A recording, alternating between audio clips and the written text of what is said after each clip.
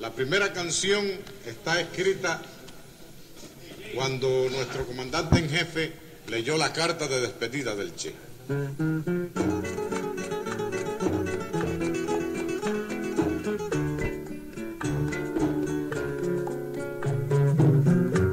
Aprendimos a quererte desde la histórica altura donde el sol de tu bravura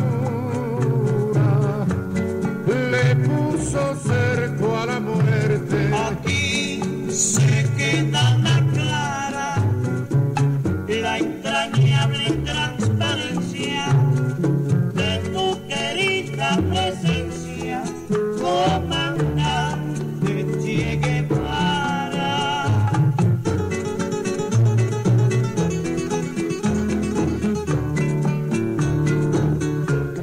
Bonjour, vous êtes bien à l'écoute de La vie de nos voisins, présentée par l'association Ulalche. Au micro, Sylvie. Dispara cuando todo Santa Clara se despierta para verte. Aquí se queda la clara, la entrañable transparencia de tu querida presencia, comandante Che Guevara.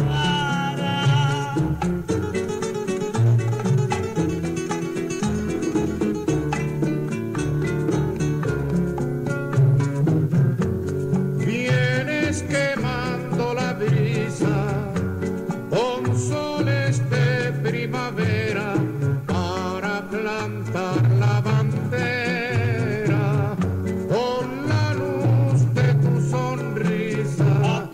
Aujourd'hui, nous aurons des informations de l'Argentine, du Brésil, de Cuba, de l'Équateur et du Pérou.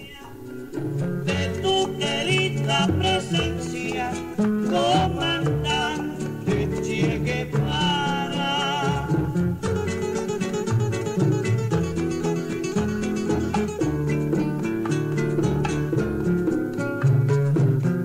Tu amor revolucionario te conduce a nueva empresa donde esperan la firmeza de tu brazo libertario. Aquí se queda la clara, la entrañable transparencia de tu querida presencia, comandante Che Guevara.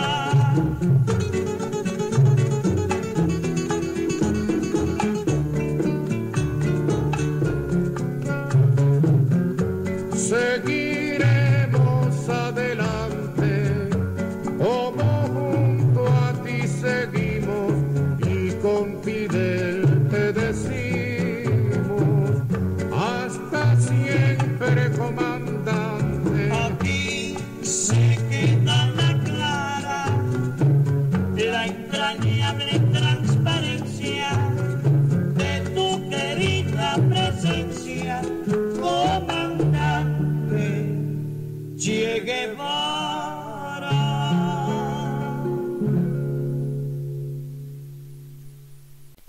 Cuba. Le pays des Caraïbes appelle à lever l'embargo absurde contre Cuba. Les dirigeants des pays des Caraïbes, réunis à La Havane pour un sommet régional, ont appelé dimanche 7 décembre les États-Unis à lever l'embargo qu'ils imposent depuis 54 ans à Cuba. Le sommet qui réunissait les 15 États de la communauté des Caraïbes, CARICOM et l'île, avait pour objectif d'intensifier leur coopération. J'appelle le président Barack Obama à lever immédiatement cet embargo absurde, a déclaré le président de la CARICOM, Gaston Brown, Premier ministre d'Antigua et Barbade. Cette réunion, de même que l'invitation de La Havane au sommet des Amériques, qui se tient à Panama en avril, reflète l'intégration complète de Cuba dans l'hémisphère occidental, a déclaré le ministre des Affaires étrangères de Trinité et Tobago, Winston Dockeran. Les États-Unis et Cuba n'ont plus de relations diplomatiques complètes depuis 1961. En 1962, Washington imposait un embargo économique à l'île, seul pays des Amériques à avoir un régime communiste.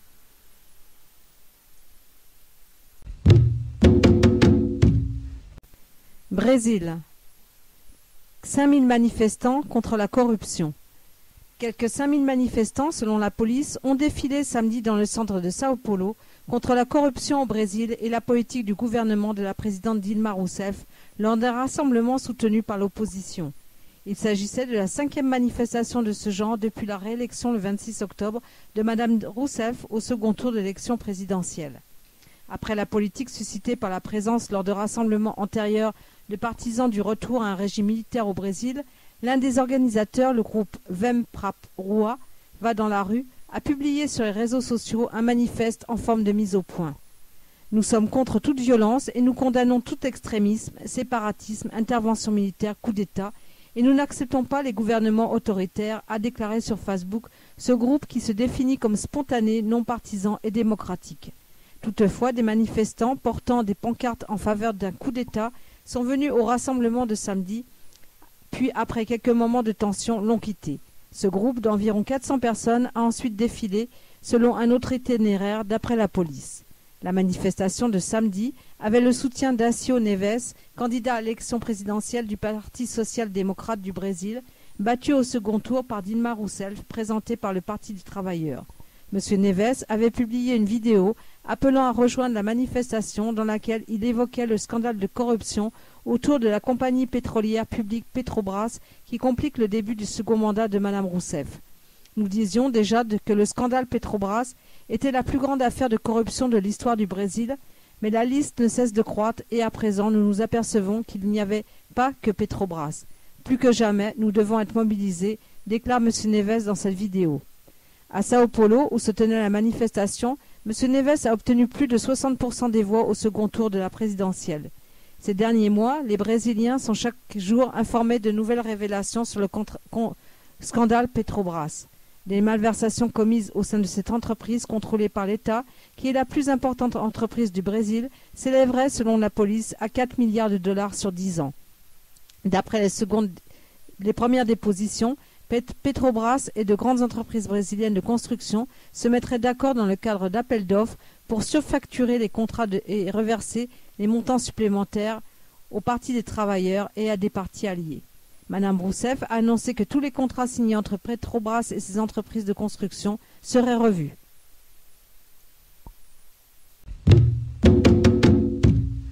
Brésil toujours. Le Brésil et la Chine se félicitent du lancement réussi d'un satellite. Le président chinois Xi Jinping et son homologue brésilienne Dilma Rousseff se sont envoyés mutuellement des messages de félicitations suite au lancement réussi d'un satellite. Le satellite 04, spécialisé dans les ressources terrestres et mis au point par la Chine et le Brésil, a été lancé avec succès le dimanche 7 décembre depuis Taïwan, dans le centre de la Chine. Xi Jinping a estimé que ce projet de coopération entre le Brésil et la Chine joue un rôle exemplaire en matière de coopération dans le domaine de l'astronautique entre les pays en voie de développement. Selon Dilma Rousseff, ce projet révèle le potentiel de coopération et de créativité scientifique et technologique des pays en voie de développement. Équateur. L'UNASUR, siège officiel, nouvelle étape de l'intégration sud-américaine. Le nouveau siège permanent de l'Union des Nations sud-américaines porte un nom, Edificio Néstor Kirchner. L'ancien président de l'Argentine, décédé en 2010, fut le premier secrétaire général de l'organisation. Ce bâtiment ultramoderne, conçu dans une architecture avant-gardiste, a été inauguré le vendredi 5 décembre dans la ville de Ciudad Mitad del Mundo, la ville du milieu du monde, au nord de Quito. 52 diplomates, fonctionnaires et délégués des 12 pays du bloc d'intégration régionale y travailleront. Argentine, Bolivie, Brésil, Chili, Colombie, Équateur, Guyana, Paraguay, Pérou, Suriname, Uruguay, Venezuela. Ernesto Samper, secrétaire général de l'organisation et ancien président de la Colombie, a présidé cette cérémonie d'inauguration en présence de Cristina Fernandez, d'Evo Morales, de Dilma Rousseff, de Juan Manuel Santos, de Rafael Correa, de Samuel Inz, de Horacio Cartes, de Désiré Bouterse et Nicolas Maduro. Placé sous le signe de la relance des politiques d'intégration régionale, le sommet des chefs d'État et de gouvernement a réaffirmé l'engagement prioritaire des pays membres à réaliser la construction progressive de l'unité de l'Amérique du Sud en tant qu'instrument effectif permettant de contribuer au bien-être des peuples et de positionner la région comme une zone de paix consolidée, promouvant un monde multipolaire, équilibré et juste. Dans cette perspective, la déclaration finale du sommet s'engage à confirmer la création de l'école sud-américaine de défense comme partie intégrante du Conseil de défense sud-américain. Elle autorise la présidence pro tempore, désormais l'Uruguay pour l'année 2015, et le secrétaire général d'UNASUR à établir un mécanisme de consultation et de coopération avec les autres espaces d'intégration régionale et extra-régionale, pour impulser la création d'espaces de coopération et de complémentarité et de convergence politique, sociale et économique. Pérou. Des ethnies indiennes d'Amazonie réclament des droits sur leurs terres. Des dirigeants d'ethnies indiennes amazoniennes du Pérou, du Brésil, d'Équateur et de Colombie se sont réunis samedi à Lima pour réclamer des droits sur leurs territoires ancestraux en marge de la conférence de l'ONU sur le climat qui se tient dans la capitale péruvienne. Vêtus de leur tenue traditionnelle, près de 500 représentants des communautés indiennes de la forêt amazonienne se sont rassemblés sur une plage de Lima appelée Agua Dulce et ont tracé avec leur corps un dessin géant représentant un arbre et le visage d'un indigène avec le slogan « Peuple plus droit, forêt vivante ».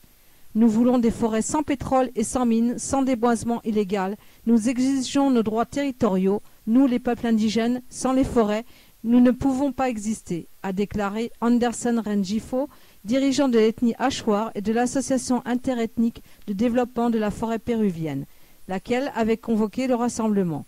Selon l'ADCEP, au moins 1160 communautés indigènes réclament des titres de propriété sur les territoires amazoniens sur lesquels elles sont installées.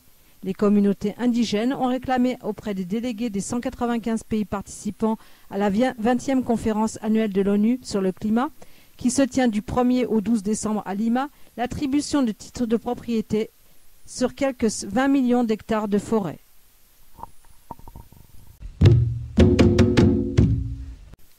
Argentine. C'est le sang qui parle. Le petit-fils de la présidente des grands-mères de la place de Mai vient de reconstituer son histoire grâce à l'ADN, la preuve que l'indice grand-parental est un outil essentiel pour identifier les liens de parenté. Laura Carlotto a accouché derrière des barreaux, une cagoule sur la tête. Elle est restée 5 heures avec son bébé. Avant qu'on ne le lui vole, elle lui a murmuré à l'oreille « Tu t'appelles Guido, comme ton grand-père ». Puis on l'a endormi, on l'a transféré ailleurs et on l'a tué d'une balle dans le dos. 36 ans plus tard, en août dernier, lors d'une conférence de presse, Estela de Carlotto, la présidente des grands-mères de la place de Mai, a regardé droit devant elle et a annoncé avec satisfaction « Ce que nous avions dit s'est réalisé, ce sont eux les enfants qui vont nous chercher ». Ignacio Urban était séparé de ses parents adoptifs par les gènes et la culture. Il avait des doutes, et quand ces doutes se sont devenus insupportables, il a envoyé un courriel aux grands-mères de la place de Mai. Il a fait faire des analyses et son sang l'a confirmé. Il était le petit-fils numéro 114, le 114e à être identifié, l'organisation estimant à 500 le nombre de bébés disparus. Il est Guido Montoya Carlotto. Il a cherché ses origines, la science les a trouvées. Bien des années auparavant, ayant perdu tout espoir de revoir leurs enfants, les grands-mères avaient compris qu'elles devaient désormais rechercher leurs petits-enfants. Pour y parvenir, elles se cachaient à la sortie des écoles ou se déguisaient en infirmières dans les hôpitaux. Elles prenaient le thé dans des bars de Buenos Aires comme Las Violetas, où elles simulaient des anniversaires pour se réunir sans attirer l'attention et s'exposaient au mépris dans les commissariats. Elles reprenaient espoir, puis s'effondraient. Elles prêchaient dans le désert, les journaux leur fermaient leurs portes, les juges les chassaient de leurs bureaux. L'Argentine était un pays fermé, alors elles sont parties chercher ailleurs l'aide. Elles dénonçaient les disparitions d'opposants et les vols de bébés, mais se demandaient aussi comment sauter le chaînon manquant, leurs enfants, pour retrouver leurs petits-enfants lorsque la démocratie reviendrait. En France, en Espagne, en Italie, en Suède, des scientifiques leur avaient dit que c'était impossible. Les identifications se faisaient uniquement à partir des tests de paternité. En 1982, quand Chica Mariani, première présidente des grands-mères de la place de Mai, et Estela, la vice-présidente, sont arrivées à New York pour exposer la situation devant l'ONU, le généticien argentin exilé Victor Penchas Sade les a rencontrés dans un hôtel de l'avenue Lexington. Il les a écoutés. Des cobayes, désireux de redorer le blason d'une science associée à l'eugénisme nazi, il leur a dit qu'il était prêt à relever le défi, déterminer la filiation d'un enfant à partir du sang de ses grands-parents. Lui et ses collègues de l'université de Berkeley avait fait équipe avec Fred Allen du New York Blood Center, ainsi qu'avec des statisticiens, des épidémiologistes et des mathématiciens coordonnés par la généticienne Marie-Claire King. Ils se sont mis au travail. En 1983, ils ont annoncé à Chicha et Stella « Oui, c'est possible et le test est infaillible. L'indice grand-parental, qui permet d'établir le lien de parenté entre petits-enfants et grands-parents avec une probabilité de 99,99%, était né. Il a d'abord été élaboré pour les 4 grands-parents, puis pour 3, puis pour des parents moins directs. La dictature était finie et les tests pouvaient commencer dans le pays. Mais le chemin restait semé d'embûches. Le laboratoire privé le plus connu d'Argentine était alors dirigé par un ancien expert de l'armée. Comme l'association des grands-mères de la place de Mai ne voulait pas avoir recours au service d'un militaire, le ministère de la Santé de Buenos Aires a transmis les examens au service d'immunologie de l'hôpital Durand de Buenos Aires. La première restitution, grâce à des techniques immunogénétiques, a été obtenue en 1984. C'était celle qui liait Elsa Pavone à sa petite-fille Paola Logares, 7 ans. Les retrouvailles ont été difficiles jusqu'au moment où la grand-mère a rappelé à Paola comment elle appelait son père quand elle était petite, Calio. La petite s'est mise à pleurer, puis s'est endormie. Les grands-mères et les proches qui les accompagnaient ont alors poursuivi leurs efforts tout en se demandant si elles avaient opté pour la bonne méthode. Elles ont milité pour la création d'une banque nationale de données génétiques qui a vu le jour en 1987. Cette banque était appelée à receler l'un des trésors de l'Argentine, le sang des personnes qui acceptaient qu'il soit comparé avec celui des gens qui doutaient de leur identité. Nous étions des cobayes, assure Abdel Madariaga, le secrétaire des grands-mères de la place de Mai, dans le magnifique documentaire 99,99 La Ciencia de las Abuelas, la science des grands-mères.